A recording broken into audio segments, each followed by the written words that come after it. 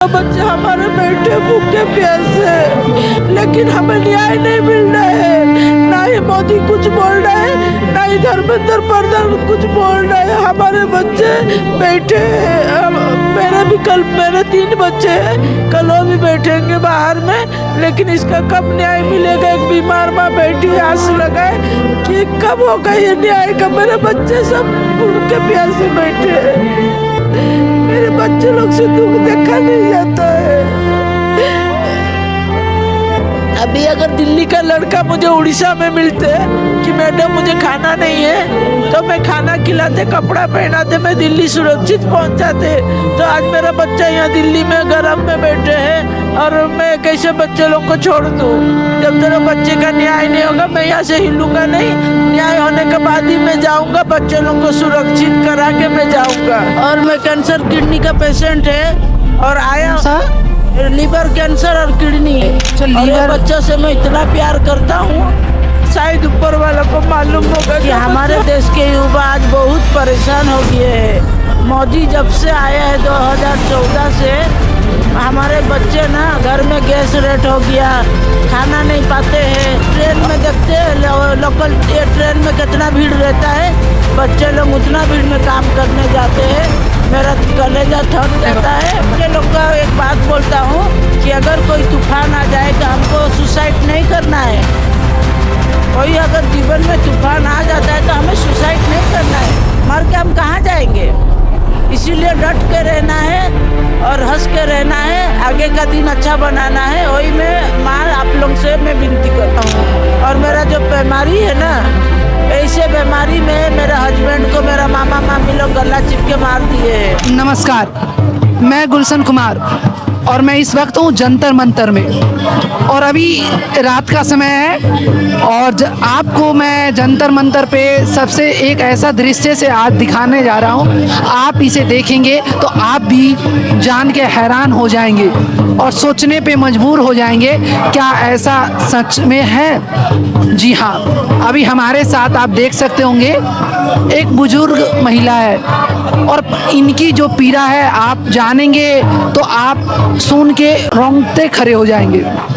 और लेकिन ये तब भी इतने समस्या के बाद होने के बावजूद, इनके अंदर हजारों समस्या होने के बावजूद ये जंतर मंतर पे बैठे हुए हैं। इनको क्या फ़ायदा है। ये चाहते हैं कि इनकी ना कोई बेटा है कि कोई अभी नीट दे रहा है, नहीं, ये चाहते हैं कि जो भारत के सभी बच्चे के लिए, ये कहाँ से आए, उड़ीसा से आए हैं और इनके पास, और ये अभी इनसे ही बात करेंगे। ये बीमार भी है और बहुत, जो आप जानते हैं जो इंडिया में जो डेंजर बीमारी का नाम 1-2 होता है, तो उससे ग्रसित भी है और इसके बावजूद वो डटे पड़े हैं। तो हम इनसे बात करते हैं और जानते हैं। आपका नाम क्या हुआ? मेरा नाम बबीता अंजलिकर।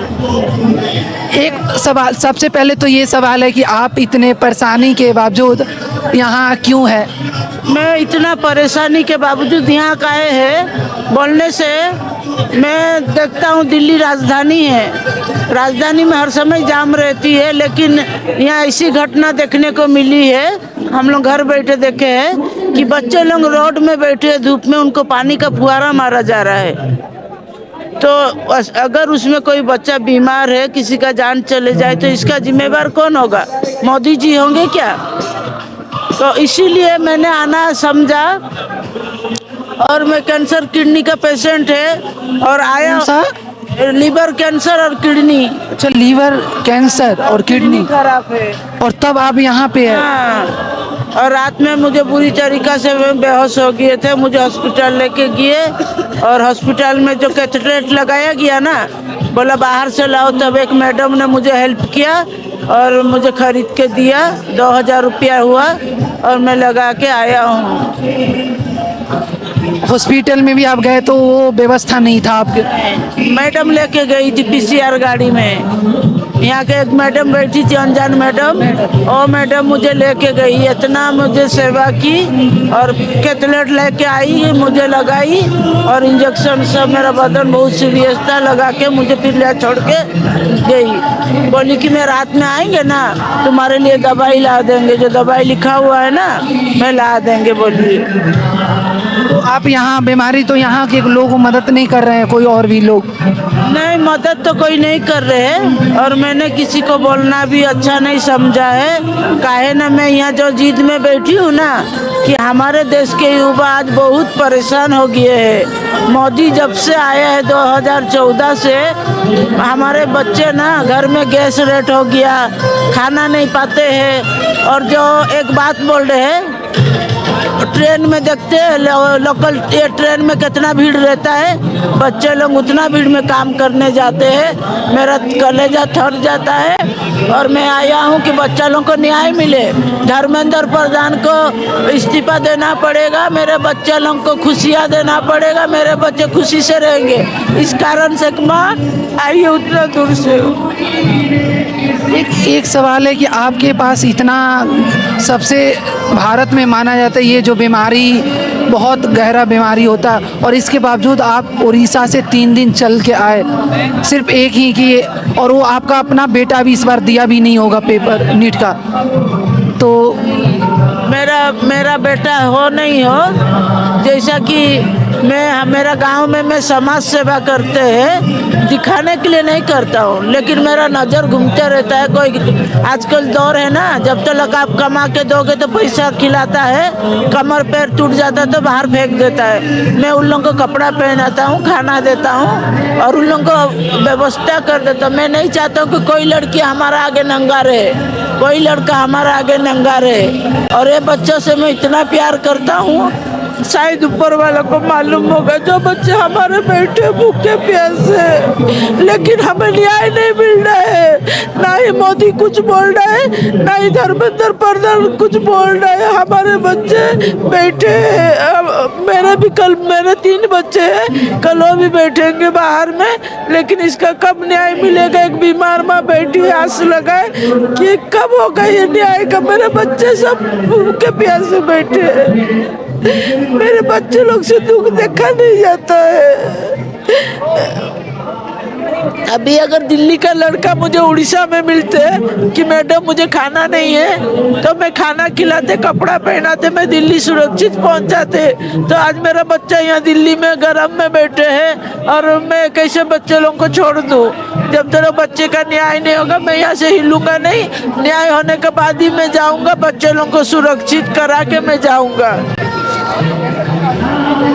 एक सवाल ये है कि आप इतने दूर से उड़ीसा से, तो ऐसा कैसे इतना दूर से चल के भी ट्रेन से भी आने में भी परेशानी, तो कभी नहीं लगा कि ये दूर है यहीं से रह लेते हैं, तो ये कहाँ से लगा कि हमें जाना चाहिए?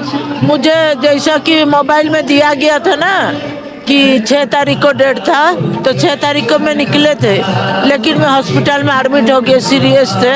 उसका बाद ना जो मोबाइल में दिया गया था कि आप आ सकते हो, कोई भी आ सकते हो लिखा गया था, तो मैं सोचे ना कि बहुत भीड़ होगा और मैं दूर से ही बच्चा लोगों को सलाम करूंगा और उन लोगों का सुरक्षा करूंगा। मुझे नहीं मालूम था कि हाँ बच्चे लोग इतना परेशान होंगे, और मैं रुक गया हूँ। और मेरा जो बीमारी है ना, ऐसे बीमारी में मेरे हस्बैंड को मेरा मामा मामी लोग गला चिपके मार दिए हैं। मेरा हस्बैंड मौत का कुआं में गाड़ी चलाते थे, गिर गए थे, जो कि मालिक 3 लाख रुपया दे के भेजा था, और इन लोग लाश गला चिपके मार दिए, पैसा लेके भाग गए थे।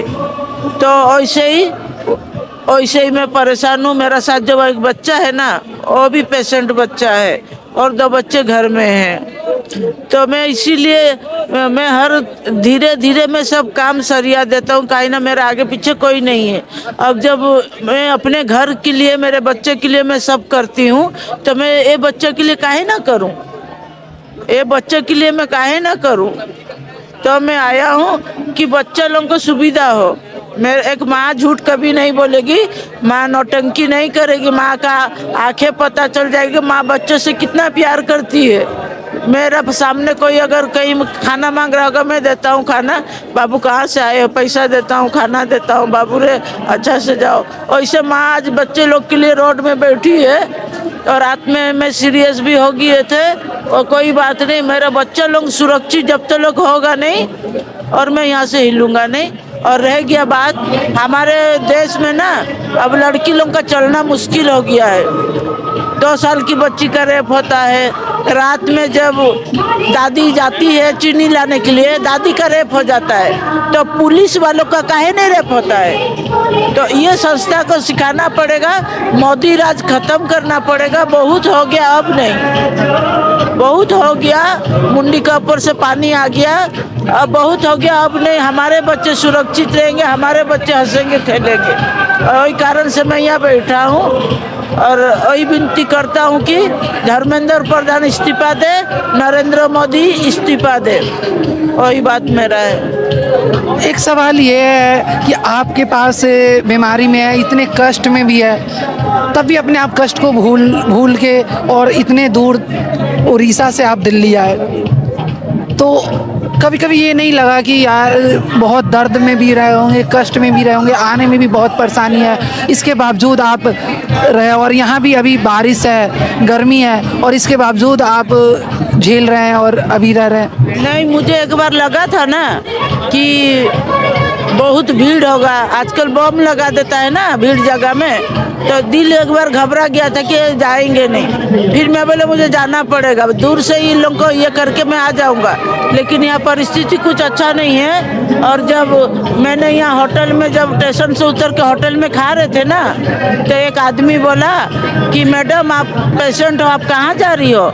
मैं बोले मैं जंतर मंतर में जा रहा हूँ। बोला वहाँ नहीं जाना, वहाँ पर जो कॉकरोच पार्टी है ना, उसको पाकिस्तान से लिंक है। मैं बोले ना कि उसको पाकिस्तान से लिंक है, मोदी का जब भी कोई अपना हिस्सा मांगेगा ना, मोदी पाकिस्तान बना देता है, और मोदी अमेरिका में रहता है, इंडिया में हम लोग धूप में बैठे। इस कारण मैं जाऊंगा, मैं किसी का सुनूंगा नहीं। और मैं आया हूँ, बच्चे लोग को देखता हूँ, मेरा दिल तसल्ली होता है।